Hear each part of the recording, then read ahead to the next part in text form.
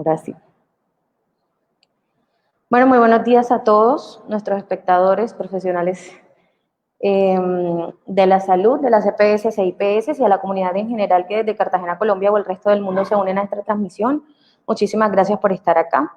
Queremos comentarles que la Casa del Niño, buscando fortalecer la transferencia del conocimiento y su experticia en la gestión clínica, nos invita a participar en la jornada de actualización de guías de práctica clínica en pediatría como un aporte de la institución al desarrollo del conocimiento médico y la gestión clínica en la ciudad de Cartagena y la región Caribe.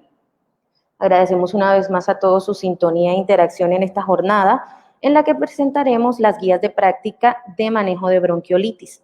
Mi nombre es Angélica Pérez, coordinadora de comunicaciones de la Casa del Niño, y los invito a que compartan esta transmisión con sus familiares, amigos, grupos de WhatsApp, y a que hagan sus preguntas relacionadas con el tema en el espacio que la transmisión ofrece. A continuación les voy a presentar al doctor José Escamilla, pediatra neumólogo de acá de la Casa del Niño.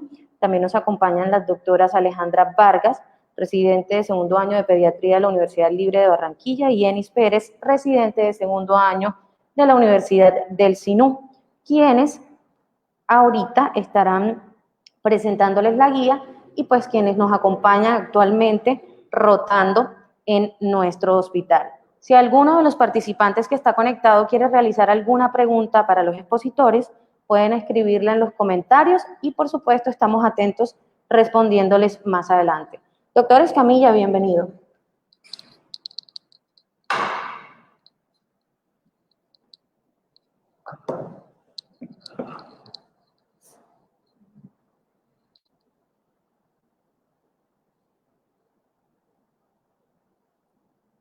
Bueno, muy buenos días. Es para mí muy satisfactorio estar en esta actividad de revisión de guías para el Hospital Infantil Napoleón Franco Pareja. En esta oportunidad vamos a revisar unas patologías que tienen mucha interés en el ámbito pediátrico. Es una enfermedad de una altísima importancia por su alta movilidad e incluso mortalidad. La bronquiolitis es probablemente la enfermedad respiratoria aguda que más pone en riesgo la salud de los niños. Solo, imagínense, 12% de todos los niños en algún momento hacen una infección y que condiciona una infección respiratoria que condiciona una bronquiolitis. Y de ellos, hasta un 5% de ellos necesitan hospitalización, lo cual traduce un alto consecuencias y repercusiones en costos y en toda la morbilidad que a nivel de salud pudiéramos hablar. Sin más preámbulos, yo quiero dejarlos, luego de que hiciéramos una guía de manejo y de diagnóstico con mis residentes, la doctora Enis Pérez y la doctora Alejandra Vargas. Muchísimas gracias al Hospital Infantil por esta gentil invitación a estar con ustedes. Entonces, ¿quién sigue? Vale.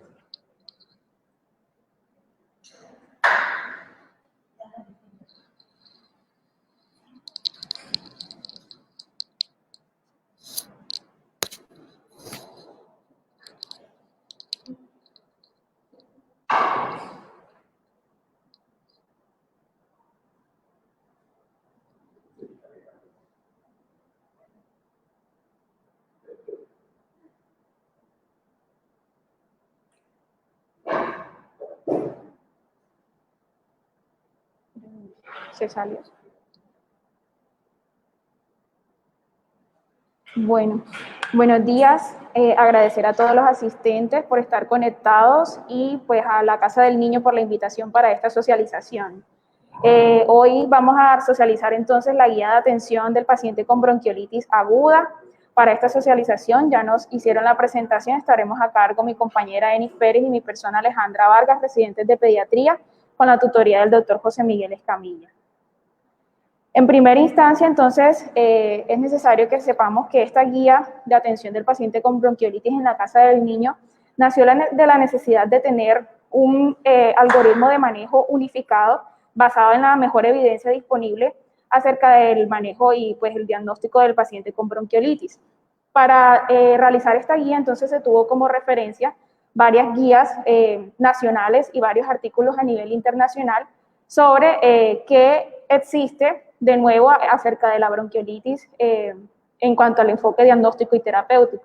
Se tomó entonces como referencia la guía de práctica clínica de la Asociación Colombiana de Neumología Pediátrica sobre el diagnóstico, tratamiento y prevención de la bronquiolitis, cuya última versión fue en el año 2010, la guía del Ministerio de Salud acerca del diagnóstico y manejo del paciente con neumonía menor de 5 años, el paciente con bronquiolitis menor de 2 años, cuya última publicación fue del año 2014, y protocolos de manejo de la Asociación Española de Pediatría y de otras entidades de importancia internacional en lo que es el abordaje del paciente con patología respiratoria en pediatría.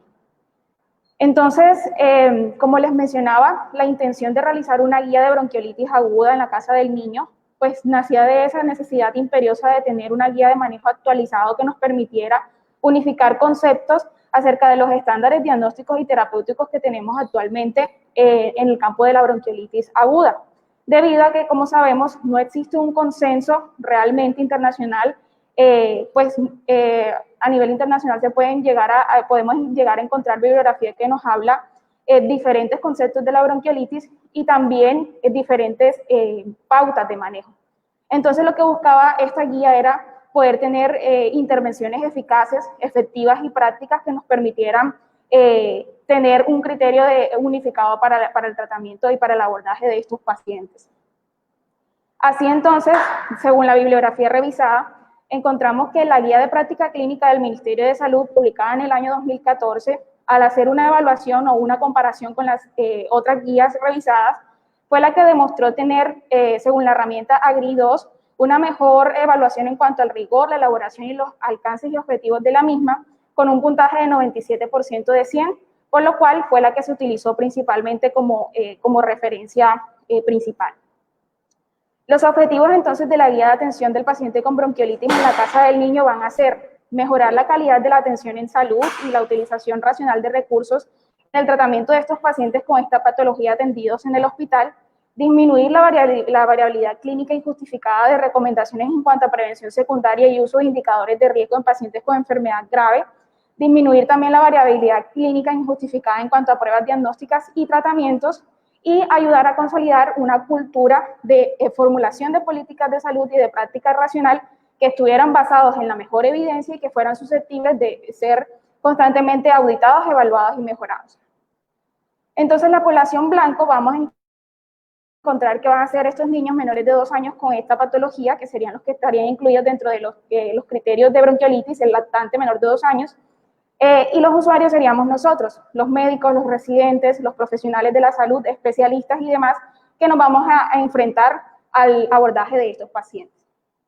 Entonces, como generalidades, encontramos que la bronquiolitis, como sabemos, es una infección respiratoria aguda que afecta el tracto respiratorio inferior y que tiene una alta prevalencia a nivel mundial, constituyéndose como la principal causa de hospitalización en niños menores de 2 años y teniendo una incidencia anual aproximada de 12%, de los cuales de ese 12% hasta un 5% van a requerir ingresos hospitalarios.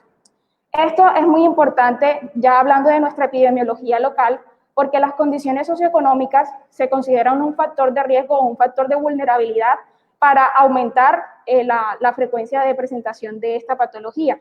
Y si nos extrapolamos esto al ámbito de Cartagena, vamos a encontrar que el 90% de la población de Cartagena vive en estratos socioeconómicos bajos, 0, 1, 2 y 3. Por lo tanto, nos constituimos entonces como una población de riesgo para presentar con mayor frecuencia esta patología. Es importante también saber que esta patología está relacionada con una gran morbilidad debido a que el 50 al 70% de los niños que hacen ese primer episodio broncoobstructivo pueden tener episodios de sibilancias recurrentes en los meses o años posteriores. Y teniendo en cuenta su elevada incidencia y su elevada morbilidad y pues asociado a esto los costos en salud que se generan a partir de esto ha justificado el interés generalizado de pediatras y especialistas alrededor del mundo en el ámbito académico, asistencial y de investigación para generar este tipo de guías que nos permitan poder unificar el concepto que tenemos de bronquiolitis.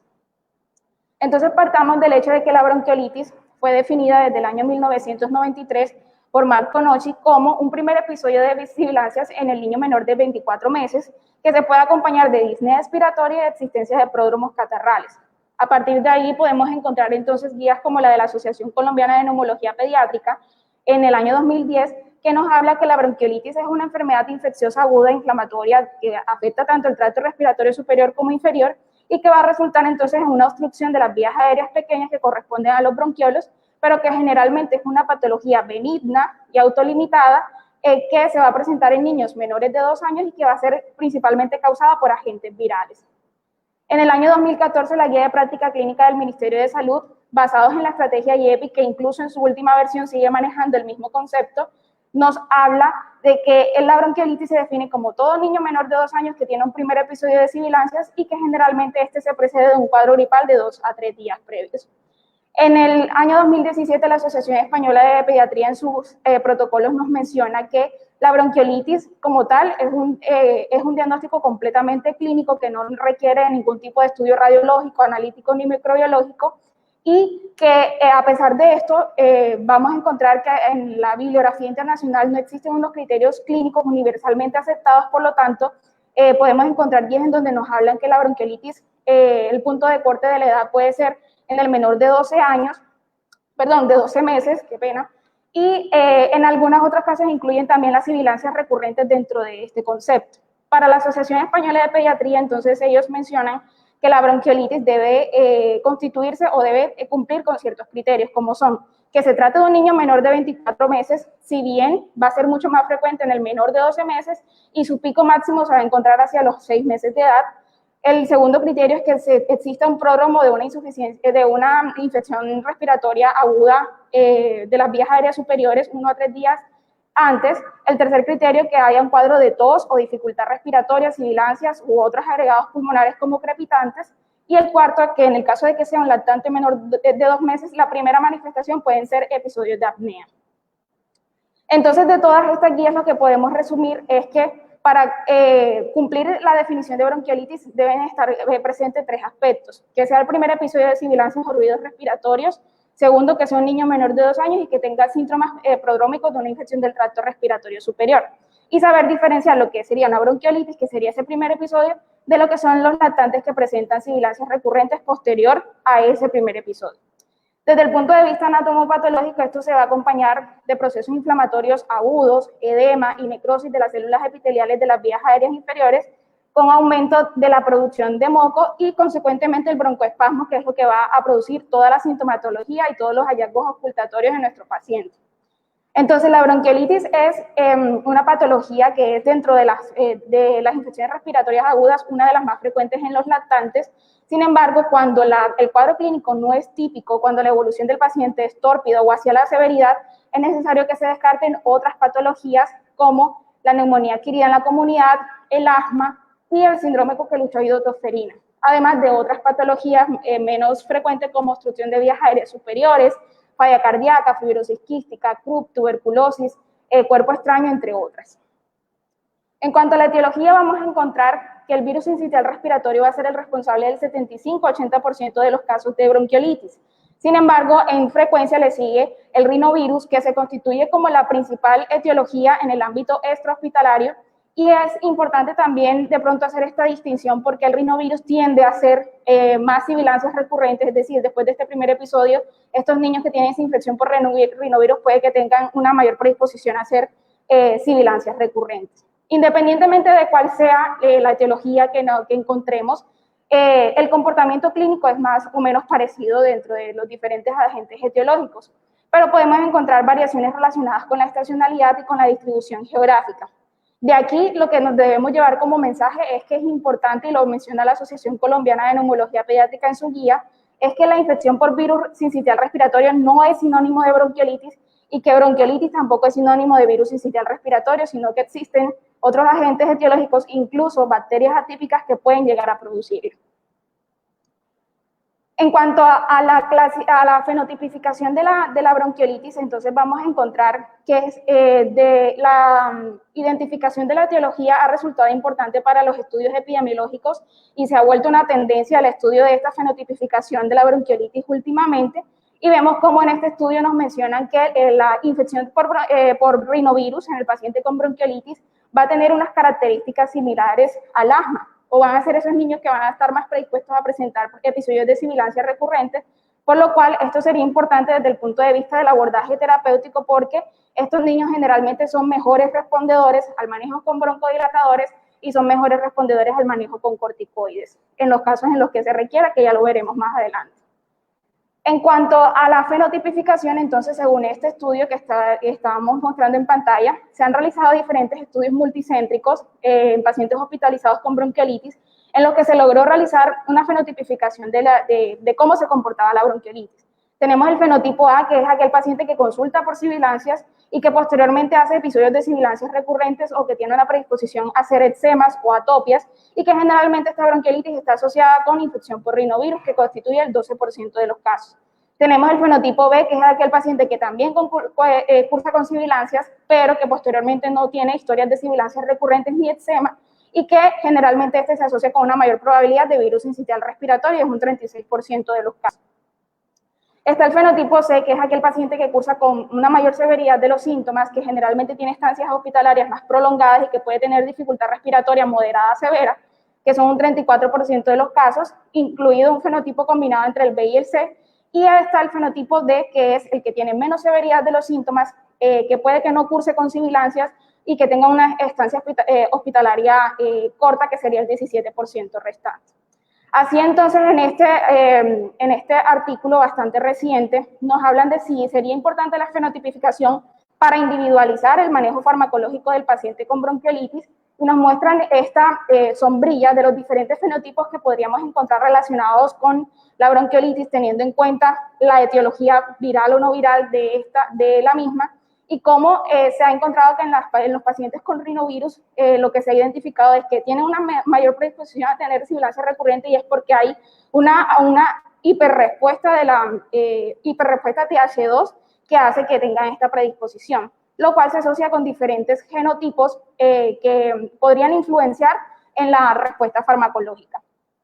En cuanto a la fisiopatología, de forma rápida, pues vamos a mencionar que estas infecciones virales van a producir un efecto citopático, lo cual va a desencadenar una respuesta inflamatoria, la cual se va a estar mediada por citoquinas, y estas citoquinas van a reclutar ciertas células inflamatorias como las células dendríticas, las células mononucleares y neutrófilos de la vía aérea, y van a constituir la activación de ciertos mediadores inflamatorios neuronales no colinérgicos y no adrenérgicos, que van a producir finalmente lesiones anatómicas en la vía respiratoria, como necrosis, edema del epitelio bronquial, destrucción de células ciliadas, aumento de detritos celulares y aumento de la producción de moco. Todo esto va a conducir entonces al estrechamiento de la vía aérea, y como resultado de esto tenemos una obstrucción que va a conducir a la formación de atelectasias en algunas zonas y áreas de hiperinsuflación en otras.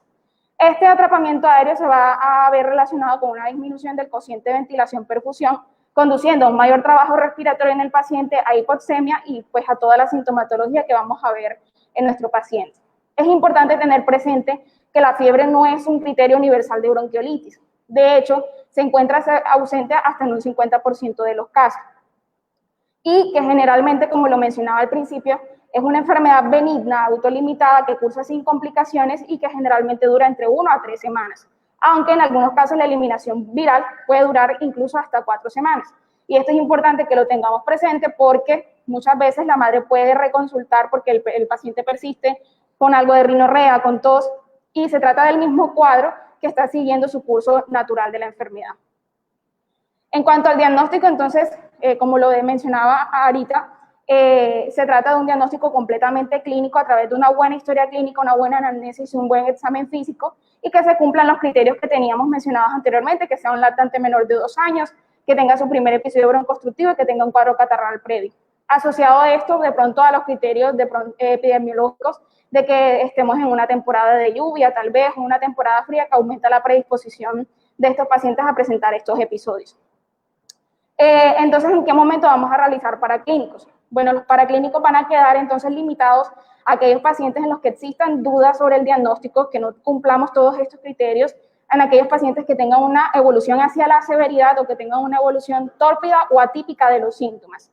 En esto se pueden realizar test virales, que son principalmente de interés epidemiológicos y que se van a realizar en pacientes que requieran ingreso hospitalario, que nos permitirían, pues, desde el punto de vista de investigación, hacer esa fenotipificación que mencionaba anteriormente.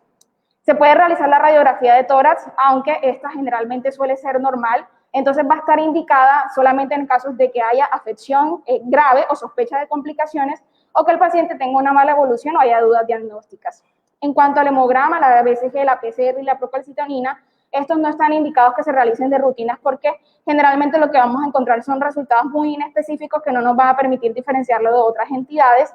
Y el uroanálisis y el urocultivo se recomienda que se realicen en pacientes, sobre todo lactantes menores de 2 o 3 meses, en los cuales cuando cursan febriles, usualmente esto se asocia a infecciones de vías urinarias, es una de las principales causas de fiebre en esta población y por lo tanto es necesario descartarlo también.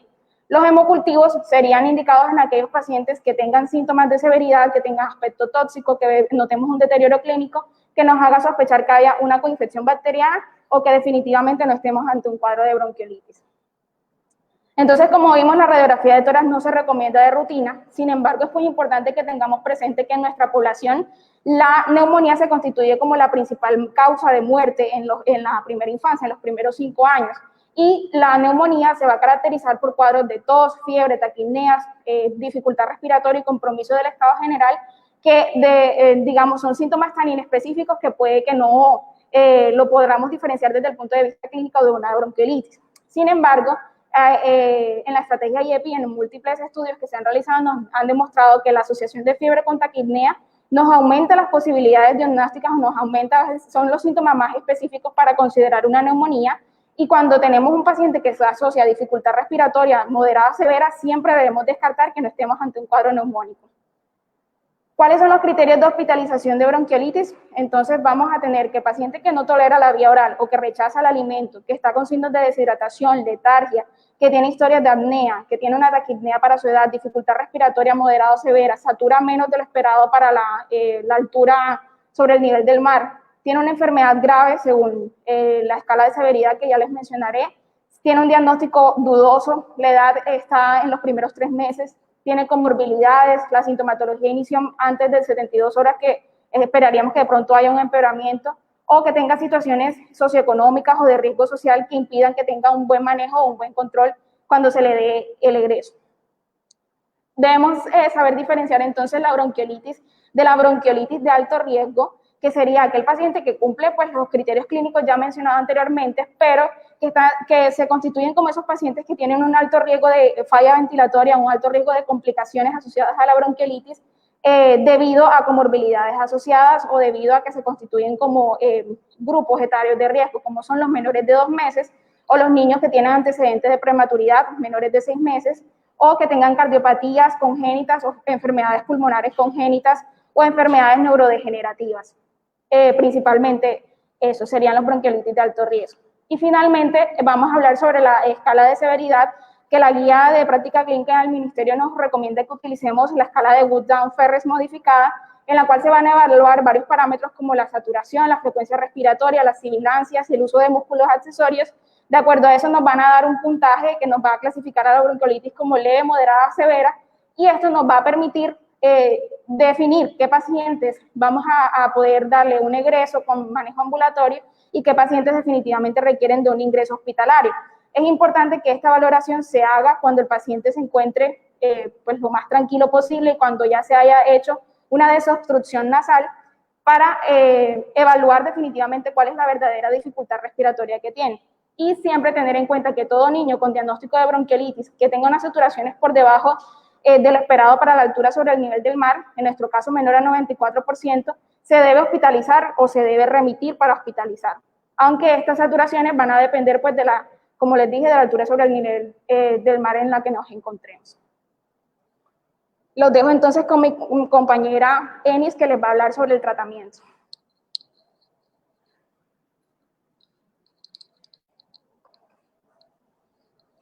Buenos días, muchas gracias, Alejandra, por tu presentación. Bueno, vamos a continuar, como les comentaba, con el tratamiento de los pacientes con bronquiolitis aguda. Como pueden ver en la diapositiva, existe una amplia gama de tratamiento que se puede utilizar en estos pacientes, pero no todos tienen la suficientemente evidencia científica para utilizarlos de forma rutinaria.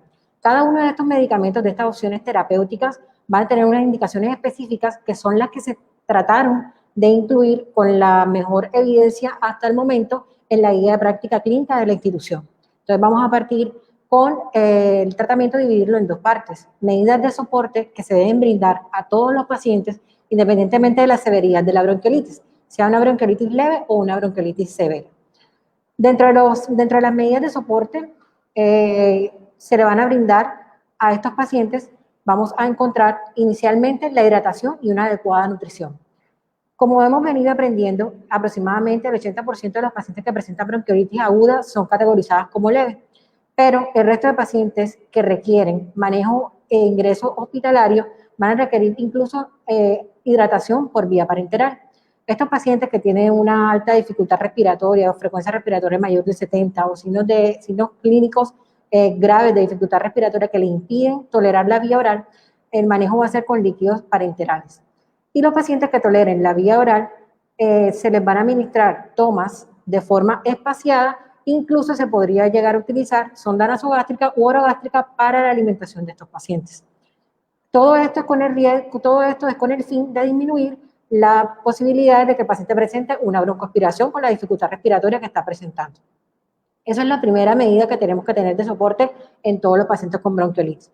Como acaban de mencionar, estos pacientes es sumamente importante tener la vía aérea descongestionada. Todos estos pacientes deben tener una adecuada limpieza frecuente de la vía aérea superior. Las narinas deben estar despejadas, ya que el espectro clínico de la enfermedad, la gravedad puede variar solamente con el simple hecho de que el paciente tenga o no la nariz obstruida. ¿Cómo se puede realizar esta medida de soporte? Es importante que los padres conozcan esto. Los pacientes deben ser tratados antes de empezar con tratamiento farmacológico. Se debe instilar en la nariz solución salina y después aspirar con una perita. En cuanto a las medidas de fisioterapia respiratoria, no están indicadas en los pacientes con bronquiolitis, no tienen ninguna evidencia. Y en cuanto a los manejos de medicamentos de venta libre como antitusinógenos ambulatorios, no están indicados, no tienen la suficientemente evidencia para ser administrados en estos pacientes. Dentro de todo esto que acabamos de hablar, de las medidas generales en estos pacientes, es importante que los padres estén concientizados acerca de esto, ya que como les comentaba, el 80% de estos pacientes solo con las medidas de soporte pueden mejorar, ya que recordemos que esto es una patología autolimitada y tiene un pico más, partiendo del hecho de que son 2 a 3 días con síntomas prodrómicos de vías respiratorias altas y con un pico máximo de 3 a 5 días y con una resolución que puede ir incluso de 15 hasta 30 días, con una mejoría progresiva a través del tiempo. Las recomendaciones que nos trae la guía del ministerio, ellas van a recomendar que todos los pacientes se le hagan diagnóstico diferencial con neumonía. Dentro de esto tenemos que tener en cuenta la saturación de oxígeno. De acuerdo a los metros sobre el nivel del mar de cada ciudad, acá en Cartagena la vamos a tomar a partir del 94%. Para poder conocer entonces cuáles son el nivel de saturación el porcentaje de oxígeno en cada ciudad, acá en Cartagena, se realizó un estudio que fue en tutoría por el doctor Escamilla y unos, pues ya son pediatras de acá de la Universidad de Cartagena, trataron de determinar cuáles eran los niveles de saturación de oxígeno en los pacientes sanos acá en la ciudad de Cartagena. Y se encontró que que la saturación de oxígeno acá en Cartagena en los pacientes sanos sin ninguna comorbilidad era del 98%. Entonces, teniendo en cuenta esto, tenemos que, ¿por qué hablamos tanto de esto? Porque el principal objetivo del tratamiento en los pacientes con bronquiolitis aguda es hacer una corrección adecuada de la hipoxia. ¿Cómo vamos a corregir esto? Existen diversos niveles de oxigenoterapia, dentro de ellas encontramos oxígeno de alto flujo, de bajo flujo, y lo podemos ir escalonando hasta oxígeno de alto flujo, incluso llegar hasta CPAP. Dependiendo de la gravedad o el nivel de saturación de nuestro paciente, así vamos a ir escalando. Se puede iniciar con oxígeno de bajo flujo, con cánula nasal a 2 litros, pero si el paciente requiere mayor oxígeno, se puede pasar hasta oxígeno de alto flujo con cánula de alto flujo, humidificadas y calientes. Y lo ideal es que el paciente no pase de aquí. Lo ideal es que el paciente, al utilizar estas cánulas de alto flujo, humidificadas y calientes, se disminuya la necesidad de que el paciente llegue hasta una ventilación mecánica invasiva. Vamos a continuar con nuestro tratamiento farmacológico. Como ya hemos venido comentando, existen ciertos puntos en los que los pacientes con bronquiolitis grave se pueden utilizar estos medicamentos para mejorar la clínica de nuestros pacientes. Entonces vamos a ver en qué puntos, cuáles son las indicaciones de cada uno de estos medicamentos. Empezamos con los broncodilatadores. Sabemos que los pacientes con sibilancia, como ya muy bien explicó Alejandra, por fisiopatología, vamos a resumir que esta ocasiona edema de la mucosa, una posterior necrosis del epitelio respiratorio con una disminución de la depuración ciliar, lo cual va a llevar a un aumento de la producción de moco.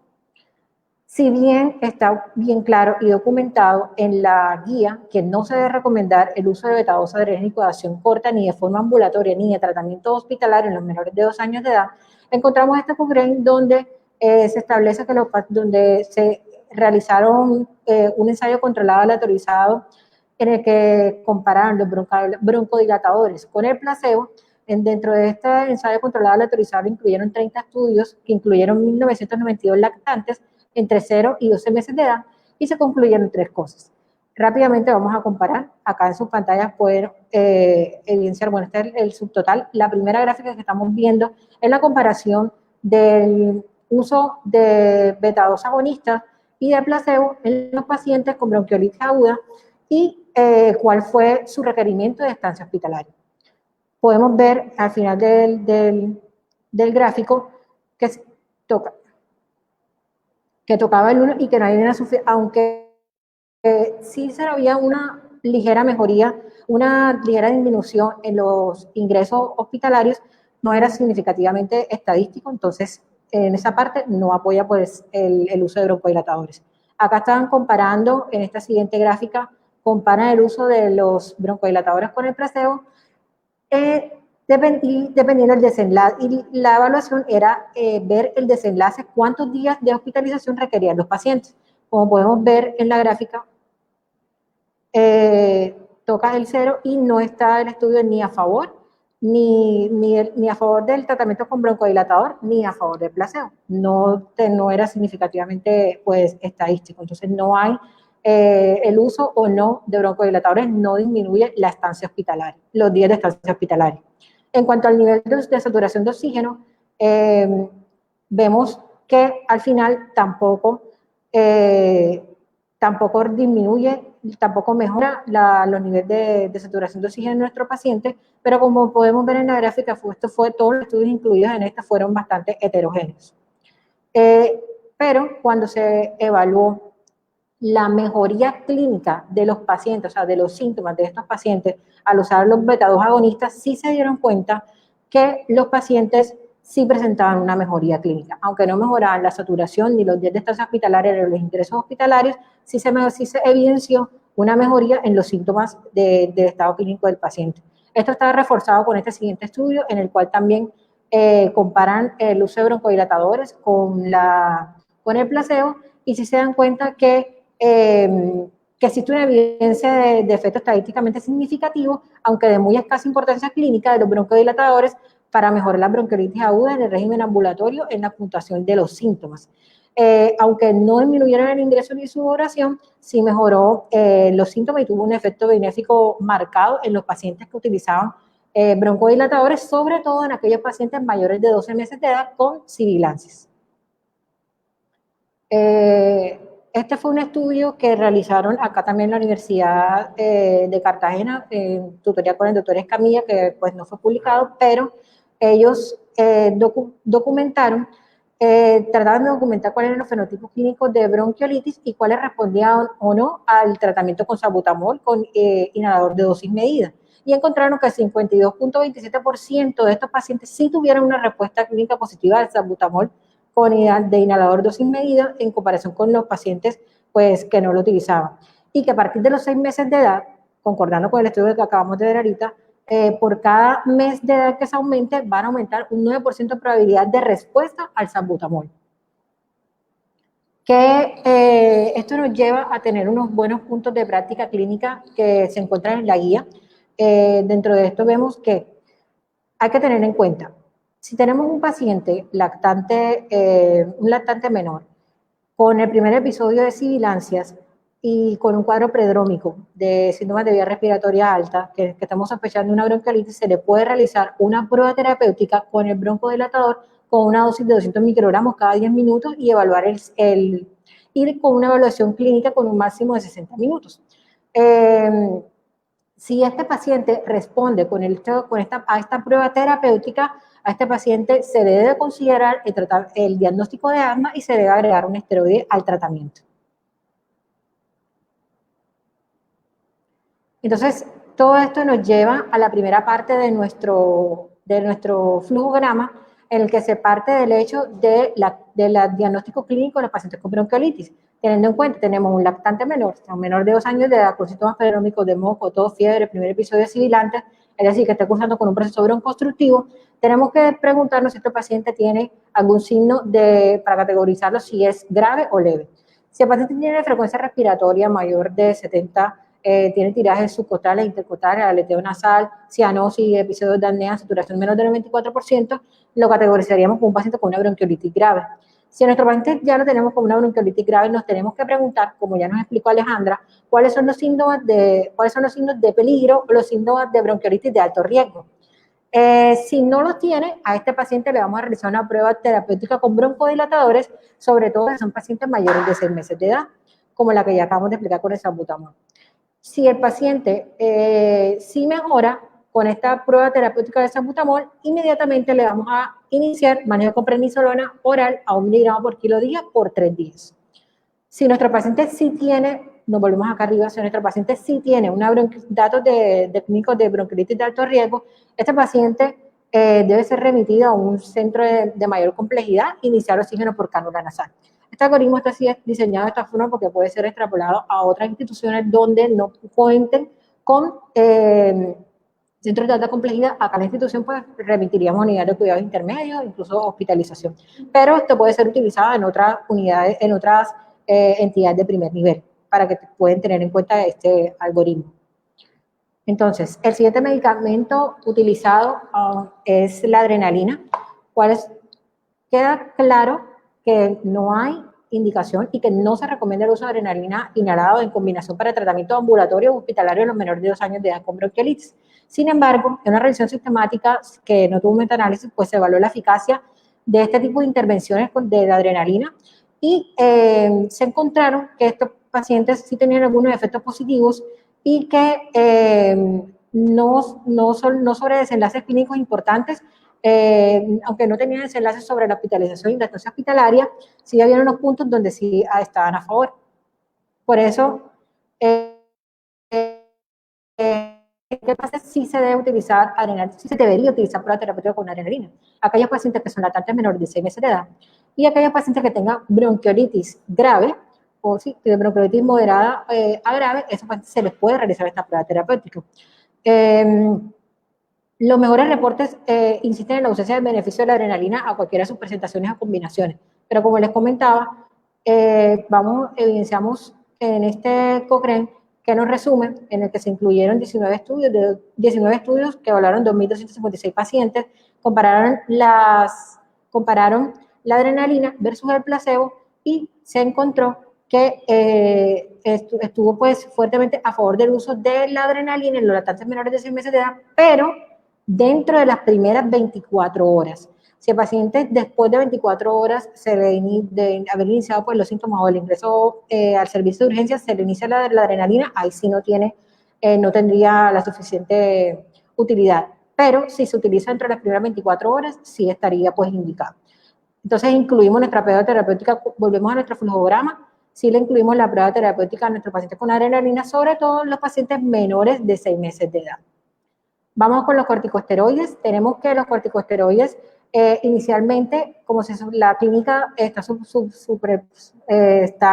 similar a los pacientes con asma, el diagnóstico diferencial es muy cercano a ellos por la presencia de los sibilantes, se pensaba inicialmente que los corticoides funcionarían de la misma forma. Sin embargo, a nivel fisiopatológico, como explicó también ahorita Alejandra, vemos que existen ciertas diferencias, como por ejemplo que la respuesta de los pacientes con asma, la respuesta fisiológica de los pacientes con asma es mediada por eosinófilos la mayoría de las veces, mientras que los pacientes con bronquiolitis está mediada por neutrófilos. Sin embargo, aunque no está recomendado el manejo terapéutico con los corticosteroides, pero hay que tener en cuenta que si una vez aplicado nuestro broncodilatador y el paciente tiene una respuesta positiva a este, se debe agregar inmediatamente tratamiento con corticosteroides y considerar diagnóstico de asma en ese paciente. Volvemos a nuestro algoritmo, hacemos la prueba terapéutica con broncodilatadores, si mejora, continúa broncodilatadores y, por horario y se agrega la prednisolona oral, como ya habíamos comentado. En cuanto a la solución salina hipertónica, tenemos que la solución salina hipertónica fisiopatológicamente ayudaría a disminuir lo que es el edema de la submucosa y facilitaría pues la expulsión de los tapones de moco. Dentro de las recomendaciones que se dan en estos pacientes es que no se recomienda el uso de la solución salina al 3%, es decir, la solución salina hipertónica en los menores de 2 años de edad con bronquiolitis para disminuir el riesgo de hospitalización. Pero sí se debe utilizar en aquellos pacientes que ya están hospitalizados para disminuir los días de estancia hospitalaria. Vamos a ver la evidencia científica que nos dice en este Cochrane, estadísticamente pues, significativa con una P de 0.02, encontramos que sí se puede utilizar la solución salina hipertónica, pero disminuyó los días de estancia hospitalaria después de haberla utilizada por 3 días. Aquí vemos.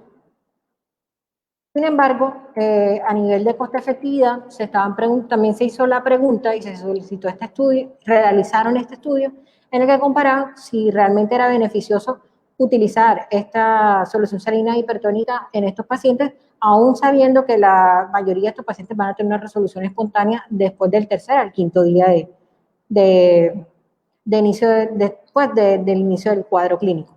Volvemos a nuestro flujograma. Vamos acá. Se realizan las pruebas terapéuticas. Si no mejora el paciente, las pruebas terapéuticas con broncodilatadores, como ya explicamos, si el paciente no mejora, se debe hacer tratamiento hospitalario. ¿Con qué? Con oxígeno por cánula nasal para mantener la saturación de oxígeno mayor del 24%, sin radiografía de tórax, sin cuadromático, sin PCR, sin BCG y sin manejo antibiótico. Se podría utilizar, si ese paciente ya decidimos dejarlo hospitalizado, podríamos iniciar en este paciente manejo con solución salina hipertónica, manejo con solución salina hipertónica. Nos dice esto que el flujograma de los anticolinéricos no se deben utilizar, no vamos a ahondar en esto porque no hay estudios que avalen esta práctica y no se deben utilizar los anticolinéricos. Pasamos a los antibióticos en la bronquiolitis aguda y la única recomendación que se da en las guías es que se debe utilizar solamente en aquellos pacientes que se tenga una sospecha de una sobreinfección bacteriana. Pero de rutina, los pacientes que se sospechan en lo que se realiza la impresión diagnóstica de bronquiolitis aguda, no se debe utilizar el tratamiento antibiótico, a menos que exista pues la comorbilidad, como ya explicamos. Bueno, en cuanto existe una altísima tasa actualmente existe una altísima tasa de uso de antibióticos que va desde el 35 hasta el 99% de los casos en la bronquiolitis no complicada. Esto es algo que se tiene que cambiar porque no se requiere antibiótico en los pacientes con bronquiolitis. Solamente considerarlo en aquellos pacientes que cursan con neumonía bacteriana secundaria o aquellos pacientes que se requieran ventilación mecánica invasiva. ¿Por qué es esto? Debido a que la evidencia ha demostrado que el riesgo de bacteremia en los pacientes con bronquiolitis aguda es simplemente de 0.2%, es pues muy bajo. Y que la fiebre en estos niños, como explicamos ahorita también, se puede presentar incluso hasta en el 50% de los casos. Y la mayoría son de origen viral, sea por virus sincitial respiratorio, rinovirus, entre otros. Volvemos a este punto más importante de educación de los padres, que en todas las guías, esto es lo único en lo que están de acuerdo, es que es el punto más importante, debido a que el 80% de estos pacientes pues, van a requerir manejo en casa y se les debe explicar cuáles son estas medidas que estos pacientes deben tener para evitar, digamos que, complicaciones. Y los papás tienen que tener claro que si se les da manejo ambulatorio, enseñar los signos de alarma para regresar a la institución o esperar la resolución espontánea pues, de este cuadro de bronquiolitis aguda. Dentro de las medidas de control en el domicilio, recordar rápidamente desobstrucción de la vía aérea, como ya explicamos, con el suero fisiológico, la aspiración con la perita, la postura del lactante, se debe tener idealmente elevar la cabecera a 30 grados, mantener temperatura ambiental no superior a 20 grados centígrados, evitar irritantes como el humo, el tabaco, controlar pues la temperatura en la casa también, vigilar los signos de peligro, los signos de alarma que son dificultad para respirar, aumento de la frecuencia respiratoria, uso de músculos accesorios, apneas, cianosis, vómito, intolerancia a la vía oral. Y es importante tener en cuenta que si la evolución es buena, se debe recomendar el control por ambulatorio por pediatría de 24 a 48 horas. Entonces, para finalizar, tenemos nuestro flujograma. Esta parte que ya la hemos hablado, el flujograma pues inicia con la definición pues, de bronquiolitis en menor de 2 años de edad con los síntomas prodrómicos, evaluamos si es los criterios de gravedad para clasificar la bronquiolitis leve o grave. Si es grave, ya lo que habíamos evaluado, ver los signos de alto riesgo. Si no tiene bronquiolitis de alto riesgo, se hace la prueba terapéutica, ya hablamos que podría ser con el beta-2 agonista o con la adrenalina si es menor de 6 meses de edad. Si no mejora, inicia tratamiento hospitalario, oxígeno, canula nasal sin radiografía, ver si tiene signos generales de peligro. Si tiene signos generales de peligro, remitir a una unidad de mayor grado y si no tiene, continuar pues, su manejo ambulatorio. Uso de antibióticos solamente si hay sospecha de infección bacteriana y si es una bronquiolitis leve, igual. Manejo ambulatorio, se puede hacer manejo ambulatorio sin broncodilatadores, sin ningún otro tipo de antibiótico y revaloramos a nuestro paciente en 24 a 48 horas. Si en 24 a 48 horas sigue estable nuestro paciente, se considera bronquiolitis leve, explicar a los padres y dar de alta pues al paciente. Y si no, si el paciente no mejora, se debe considerar nuevamente bronquiolitis grave y realizar nuevamente, volvemos al algoritmo de la bronquiolitis grave. Muchísimas gracias a todos por estar acá.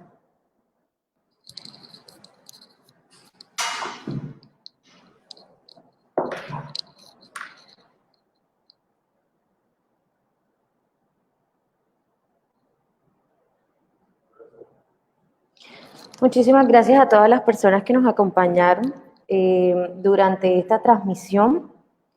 Si alguno tiene alguna pregunta, si no, pues les hacemos la invitación para encontrarnos nuevamente el próximo viernes o en una próxima fecha a estas jornadas impartidas desde la Casa del Niño.